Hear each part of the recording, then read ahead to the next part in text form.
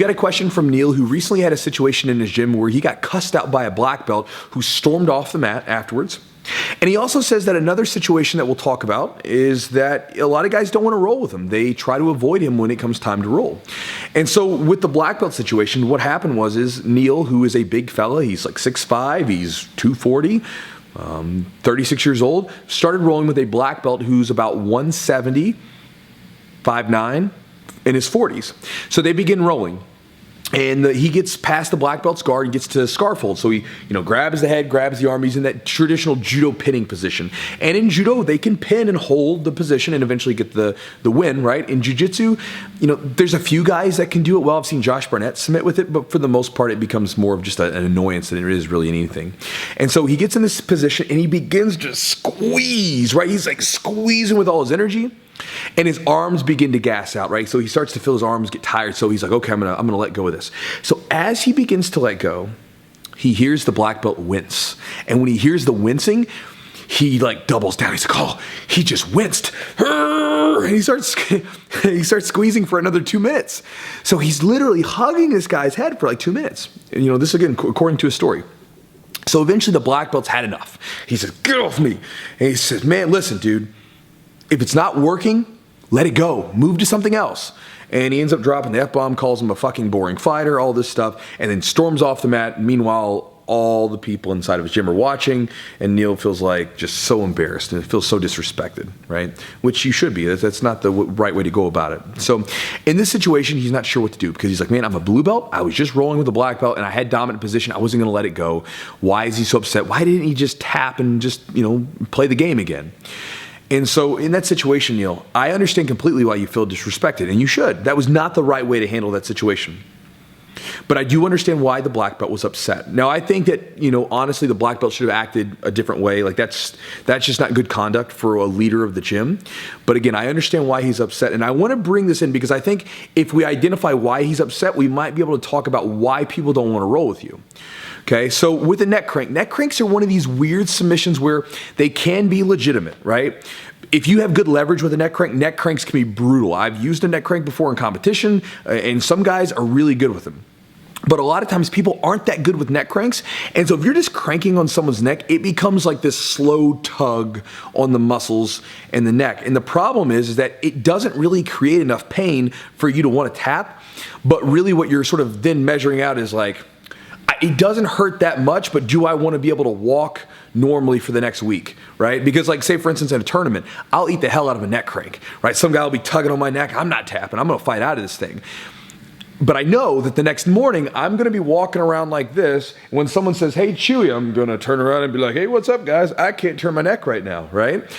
But I don't want to feel like that every day, right? So like if I'm training, like this has happened before, right? And this might be what's going on. I don't know. Like if the black belt's worth his salt, he might have been letting you play a little bit and then you put him in that position, maybe he was like, dude, just let go of it, right? Because, I was letting you work anyway. But I've had guys do this to me sometimes where they like crank the neck and eventually I just tap and I'm just like, dude, just stop. It doesn't hurt, right? I educate them a little bit on it and tell them why, maybe we can figure out a way that works better. But eventually I just get out of it. And I mean, there have been times, and I'll say this like this, when I was a younger coach, there were times where I lost my cool and people cranking my neck. And again, it's not because I'm mad at them for doing it. It's because it's like, man, you're hurting my neck. Like you're just hurting me.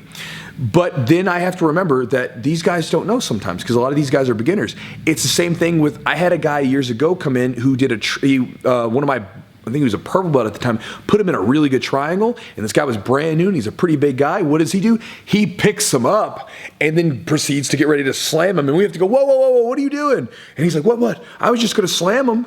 And like, you don't slam in jiu-jitsu, man. Like, we're not going to slam each other right now. And he's like, why not? He's like, I saw it on UFC. Right? He didn't get it, right? And then we were talking about, well, if you were to slam your training partner, you might break his neck. You could injure him. You could knock him out and give him a concussion. He was like, oh. Like you could literally see the light bulb pop up like maybe I shouldn't slam him. So a lot of people that are newer to this stuff, man, they just don't understand. And again, in your situation, maybe someone hasn't really talked to you about neck cranks and that sort of thing. Now, with your training partners avoiding you, right? I think that's what's going on there, by the way, with the black belt. He got in a situation where he didn't like it. You're tugging on his neck for like 2 to 3 minutes, and eventually he's just like, screw it. Now, he should have got up and talked to you about it instead of cussing you out. That's a given. We'll talk about what to do with that in a minute. But I think that identifying that, like if you're willing to tug on someone's neck for 2 to 3 minutes, that tells me something about the way that you roll, right? Because that's not a safe way to roll, man. Like if you get a submission and in the first 5 to 10 seconds, if it's not quite there, you need to readjust or move on, right? Because if you're still tugging on the arm or the leg or anything for that long, it's not there and you're starting to just use muscle to use it, right? And if you're a big guy, so if you're just muscling submissions into place, that's not a safe way to train. And so you were kind of mentioning it in the video, you're like, or the question, you're like, man, why don't people want to train with me? What's the big deal if they get tapped? Well, it's no big deal if they get tapped, but people don't want to train with unsafe people. Like the few times that I've ever had a guy in the gym that people didn't want to train with, it was never because they were good or that they were going to catch them. I have some really scrappy blue belts that can give my higher belts trouble and can catch them in submissions, right? No big deal. We respect that. They're catching them in submissions. But the few times that we've had people that when it would come time to roll, it was like cockroaches when the lights go on, like nobody wanted to be around them. It was because they were unsafe. They were like, dude, every time I roll with this guy, the guy's a crazy spaz, the guy rips my neck and squeezes on me, and I don't want to be hurt, right? I don't mind being submitted, but I want to be able to train the next day. I don't want to have to walk around like this because my neck got jacked up or take off the mat because I got injured. And so people didn't want to roll with them. And so they had to adjust, otherwise they're going to get, they're going to hurt their training partners. And so in this situation, I think you need to understand that, again, yeah, you want to push it. You want to train hard, right? You want to train really hard. You want to push it and you want to go for it. But when it comes to that submission, you have this person's health and safety in your hands, brother, right? And if you try to crank it and muscle it through, you could potentially hurt someone, right? Because we're not playing, this is a full contact sport. We're not playing patty cake with each other, right? I mean, I say this sometimes because I feel like some people think I'm like a softie at my gym. I train my ass off. We beat the snot out of each other. But at the moment of submission, when you have someone's arm locked out, when you have someone's neck in your hands, you have to treat that with so much respect, because if you take it too far, you can send that person to the hospital. You can ruin their whole experience in jiu-jitsu. You could take them away from their work. You could take them away from playing with their kids. You could do all kinds of crazy stuff, right? If we don't respect that. And so you want to make sure that with your training partners, there's open communication at all times. So if I get one of my partners in like a particular submission, maybe I'm doing like a Darce variation. I did this the other day. I was trying this new Darce choke, right? And I was squeezing it a little bit, and then I didn't feel it. It was like 5 seconds. I didn't really feel like they were getting submitted, and I didn't feel like I was really there. So I asked them, I said, do you feel this? And they're like, no, I'm just keep adjusting, right? And eventually I let go of it because I just couldn't find the right position. And then later on came back to him, was like, hey, let me try that choke, after the rolling was over. I was like, let me try that choke again, see if I can find it. And so you want to make sure that you do the same thing with any of the submissions, whether it be a neck crank, a choke, a arm lock, a leg lock. If you get someone in a submission and they're not feeling it, and they're not submitting to it within the 5 to 10 seconds, 10 seconds being a long maximum, right? Then let up on it and ask them, or let up and move to something else, or readjust.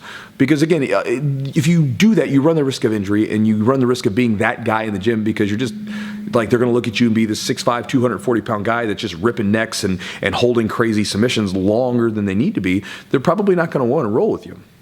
Now, that's what I would say, to be a better training partner and to get more people to roll with you, right? Because again, it's not so much that you're submitting people, it's probably that you might be a little unsafe.